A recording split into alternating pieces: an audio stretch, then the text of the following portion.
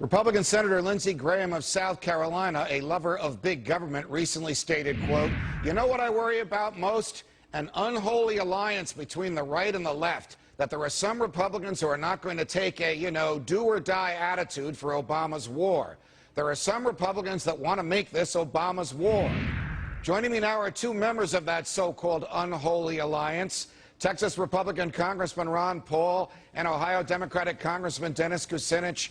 Gentlemen, thank you both for joining me. Congressman Kucinich, to you first. Is there a permanent war mentality in the Congress in Washington, D.C., or is it likely that sensible people in both parties, like you and Congressman Paul, will say, enough is enough? It's too costly in blood, in lives, and in money that we don't have. The answer to your two questions is yes on both counts. I mean, there is a permanent war economy, and there is a permanent war mentality. And war is so much a part of what we do, except that it's counterproductive, it's costly, it's killing our ability to take care of things here at home. So I'm glad to work with Mr. Paul on so many issues relating to what we can do to be secure as a nation, and at the same time stop this colossal waste of money and lives, which has been involved in not just the war in Iraq, but also the ongoing effort to create a surge and to put even deeper footings into Afghanistan. Congressman Paul, are Republicans coming to their senses that perhaps the Iraq war was not worth the cost, that it has not made us any safer? Are Republicans coming to their senses that we don't need 130,000 troops in Afghanistan chasing what the President's own National Security Advisor acknowledged was 100 or fewer al-Qaeda? Or are Republicans opposing the war just because the commander-in-chief happens to be a Democrat? Well, one at a time. A small number of Republicans are coming around, but I think the Republican leadership actually is pretty pro-war. If you look at it, when they criticize Obama and say that he's doing a terrible job, it isn't because they would like to back off from some of this activity.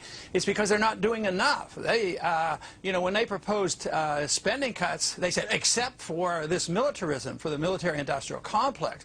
So I would say the people, and a lot of conservative independents in the Tea Party movement, there's a lot of people there saying enough is enough. But unfortunately, we have a little bit of work to do to get more Republicans, because when we have votes, when Dennis and I will work to bring a vote to the floor, even though the majority of the Democrats won't be with us, he gets more Democrats, a significant number more Democrats being opposed to the war than Republicans. So we're still down in less than a dozen members of the Congress that are Republicans that will support an anti-war position. Congressman Kucinich, between you and Congressman Paul and your colleagues in the Senate, it seemed to me at one point there was a majority of members of Congress in favor of auditing the Fed and finding out exactly what the heck it's been doing. And then the power elites flexed their muscles, and somehow that legislation never became law. What happened? Well, an amendment that I was able to get through a committee was eliminated, and that would have produced more oversight of the Fed. Congressman Paul can speak to his efforts, which have really been very powerful in trying to bring the Fed to democratic control. The fact of the matter is the Fed's been a law unto itself. It creates money out of nothing with quantitative easing, and that money is then backed by the full faith and credit of the United States.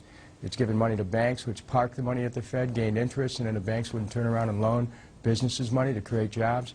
I mean, the Fed's been a nightmare since 1913, and I agree with Ron Paul that we need dramatic changes in the structure of it. On my vacation, I read End the Fed. It's a masterpiece, Congressman Paul. What are the chances, your book, what are the chances it'll happen? Well, the Fed will end when the dollar is destroyed. It's not going to end because we're going to come to our senses, because the Fed is very, very powerful. But I think two things are happening. I think that the fact that we didn't get our bills passed and we don't have any significant increase in oversight shows how powerful they are. But what I look to for the future is the interest in the people and the young people and what's happening on the campuses.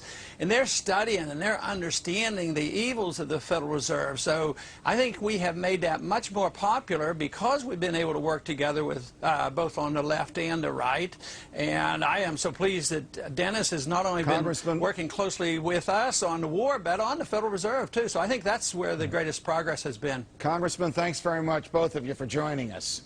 Can an unholy anti-war alliance emerge between right and left? Continue this conversation on my Facebook page at facebook.com/Judge Napolitano.